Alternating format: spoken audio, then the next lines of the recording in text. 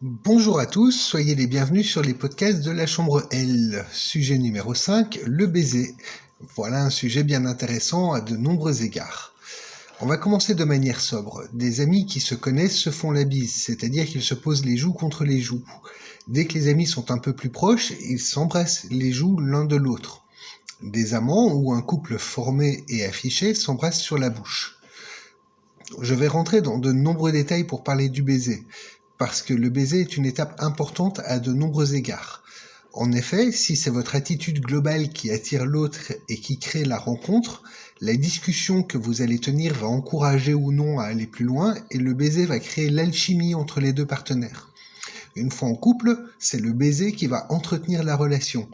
Donc au plus tôt vous maîtrisez les tenants et aboutissants de l'art de s'embrasser, au mieux c'est. Il est préférable d'avoir toutes les cartes en main avant de jouer au jeu de l'amour que d'avoir à chercher les réponses dans la précipitation ou de mal faire, ou encore de ne pas comprendre ce que votre partenaire essaie de vous dire. Ainsi, on va prendre le temps de décortiquer le baiser sous toutes ses formes avant de parler des autres sujets.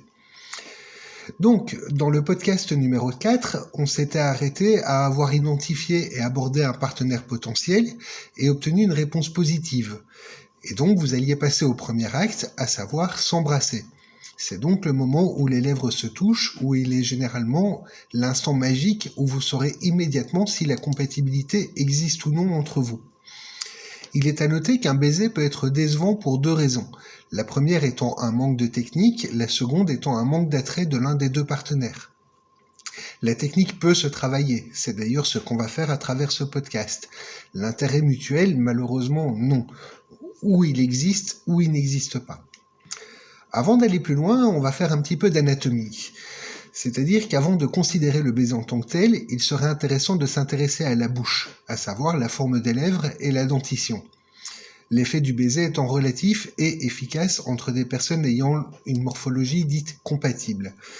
En effet, le partenaire avec une petite bouche pourrait ne pas apprécier un trop grand degré de salive qui sera promulgué par un partenaire aux grosses lèvres. Il est à noter qu'une personne ayant de grosses lèvres donne le sentiment d'être un dominant, c'est-à-dire celui qui va diriger la relation et qui va entraîner l'autre dans ses désirs et dans ses différentes envies. Généralement, les lèvres grosses et imposantes vont englober celles du partenaire dit à petite bouche qui pourrait se sentir, pris ou impuissant dans la relation, qui n'aurait pas son mot à y dire. Ainsi, une personne avec une petite bouche tend à être moins sexuelle qu'une personne aux grosses lèvres. Une femme ayant une petite bouche sera plus à son aise avec un homme moins imposant physiquement, c'est-à-dire quelqu'un de svelte ou de mince. Il est à noter qu'une personne ayant de petites lèvres les verront augmenter en volume sous l'effet du désir. C'est dû au fait qu'on a des vaisseaux sanguins qui passent également dans les lèvres, et lorsqu'on est gorgé de désir, c'est en fait les vaisseaux sanguins qui sont gorgés de sang et qui font gonfler la peau. Donc ceci est passager et dû à l'excitation du moment. Une femme ayant une bouche de taille moyenne sera considérée comme attractive par tous les hommes en règle générale. En tout cas, bien plus qu'une femme ayant de petites lèvres et donc une petite bouche, si l'on se réfère à l'analyse réalisée par le professeur Michael Cunningham de l'université de Louisville au Kentucky. Son étude étant basée sur l'évolution des relations d'attraction-répulsion entre ses étudiants. Une femme ayant une grande bouche et donc de grosses lèvres démontre généralement une grande envie sexuelle.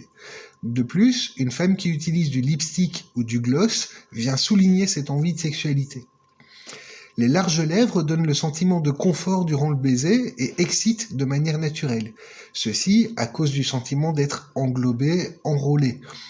Ceci dit, une grande bouche et de grandes lèvres impliquent plus de salive, ce qui rendra un baiser à la fois moite et humide. La bouche peut avoir quelques malformations sur lesquelles il serait intéressant de se pencher. En effet, les recherches du Dr Stuart Brody de l'université de West Scotland ont démontré qu'avoir un bec de lièvre indique un plaisir intense à la sexualité et donc à la pénétration. Avoir les dents qui se chevauchent dénote chez les femmes un clitoris hypersensible et un phallus particulièrement large chez les hommes.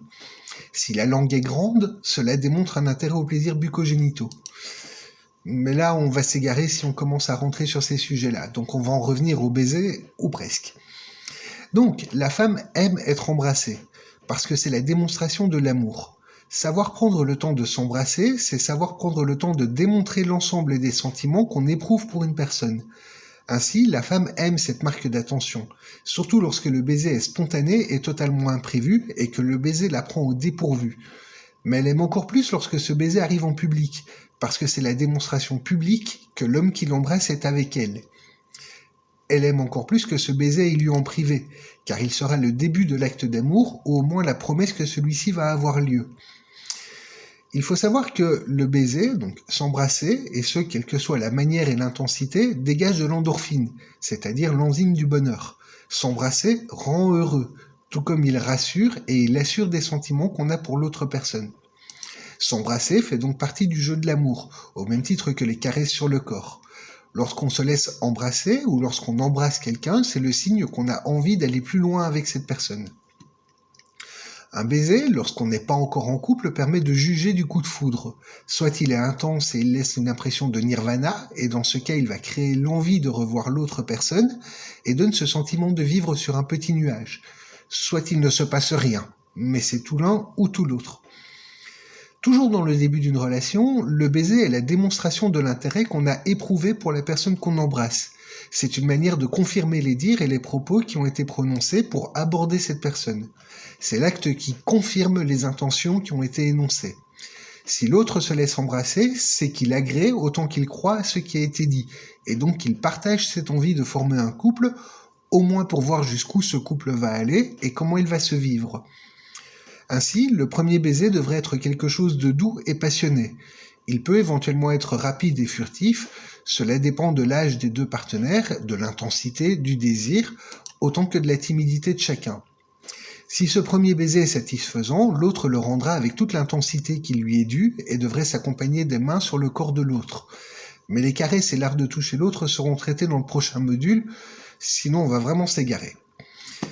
Reprenons les choses dans l'ordre et commençons par parler des plus jeunes et des premiers baisers qui sont dits instinctifs et démonstratifs. Ils vont donc montrer comment la jeune fille et le jeune homme sont amoureux l'un de l'autre en opposition avec deux personnes ayant déjà été amoureuses, ayant déjà pratiqué le baiser et qui sont conscientes du plaisir qui peut être donné. À ce moment-là, le baiser n'est plus quelque chose d'instinctif, mais quelque chose de planifié. Ainsi, il existe 3 formes de baiser, le nominal, le palpitant et l'émouvant. Le baiser nominal se passe lorsque les deux personnes s'embrassent et qu'il n'y a pas d'autre contact physique, c'est-à-dire que la jeune fille ne pose pas ses mains sur le corps du garçon et qu'elle est comme paralysée par le baiser qui s'impose à elle. Lorsque la jeune fille accepte le baiser et prend la lèvre du garçon entre les siennes, il s'agit d'un baiser palpitant. C'est le signe qu'elle a mis de côté sa timidité et qu'elle veut profiter du baiser. Lorsqu'en plus elle touche cette lèvre de sa langue en ayant fermé les yeux et en prenant les mains du garçon dans les siennes, c'est ce qui s'appelle un baiser émouvant. Ainsi, il est 4 manières de s'embrasser. Lorsque les lèvres sont mises en contact direct et se touchent, c'est un baiser droit. Le baiser peut être incliné, il a lieu quand la tête des deux amants est inclinée. Quand les deux amants se tiennent les cheveux et le menton, c'est un baiser dit tourné. Quand la lèvre l'un des deux amants est pressée sur les lèvres de l'autre, c'est un baiser dit pressé. Quand la bouche est touchée du bout des doigts puis caressée par la langue et qu'enfin une lèvre est pressée, c'est un baiser fortement pressé. Le baiser peut également être forcé. Il a lieu lorsque l'homme pose ses lèvres avec vigueur sur celles de sa partenaire et les tient ainsi unies jusqu'à ce que sa partenaire soit emplie de désir. C'est un baiser qui est à fois long, qui fait rougir, qui fait s'agiter les mains et qui est très excitant à pratiquer. Mais le baiser n'est pas à sens unique. Quand l'un embrasse l'autre et que le baiser est rendu immédiatement après, en saisissant la lèvre supérieure, c'est un baiser dit divin. Si l'un des deux amants se saisit des 2 lèvres de son partenaire dans sa bouche, c'est un baiser étreignant. Si les langues se touchent, c'est un baiser encore plus intense. Ainsi, le baiser peut être de 4 sortes, modéré, contracté, pressé et doux, tout dépendant de la partie du corps qui est embrassée, puisque chaque type de baiser est approprié pour une partie du corps spécifique. Le baiser a également différentes significations. Lorsqu'une femme regarde le visage de son amant alors qu'il dort et l'embrasse pour lui montrer son intention ou son désir, c'est un baiser qui allume l'amour. Lorsqu'une femme embrasse son amant alors qu'il est occupé ou pendant qu'il se dispute ou pour détourner son attention, c'est un baiser qui détourne. Lorsque l'homme rentre chez lui et qu'il embrasse sa bien-aimée qui est endormie sur le lit, il s'agit d'une embrassade qui éveille. Dans ce cas, la femme peut prétendre être endormie et feindre de se réveiller pour obtenir plus, ou continuer de dormir. Dans les deux cas, elle sera fixée sur le respect que l'homme lui porte ou non. En effet, si elle fait mine de se réveiller, c'est qu'elle a envie de plus, et l'homme devrait continuer son embrassade et s'occuper de faire un câlin et éventuellement d'aller plus loin avec sa femme. Si elle continue de dormir ou feint de continuer à dormir, l'homme devrait respecter sa femme et la laisser tranquille ou la tenir sobrement dans ses bras. Toujours est-il que la femme sera fixée sur les intentions et le respect que l'homme lui porte. Lorsque l'un des amants embrasse sa main et la pose sur le reflet de l'autre dans le miroir, il s'agit d'un baiser montrant l'intention. Lorsqu'on embrasse une photo ou un dessin de la personne qu'on aime, il s'agit d'un baiser transféré. Généralement, il a lieu quand la personne qu'on aime est loin de nous. Lorsque le baiser a lieu en public, que ce soit sur la bouche ou sur la main, c'est un baiser démonstratif. On peut également parler des baisers suivants. Le baiser esquimau consiste à se toucher le bout du nez avant de s'embrasser ou de prolonger le baiser en gardant le contact. Ce type de baiser indique le désir d'une relation suivie et affectueuse.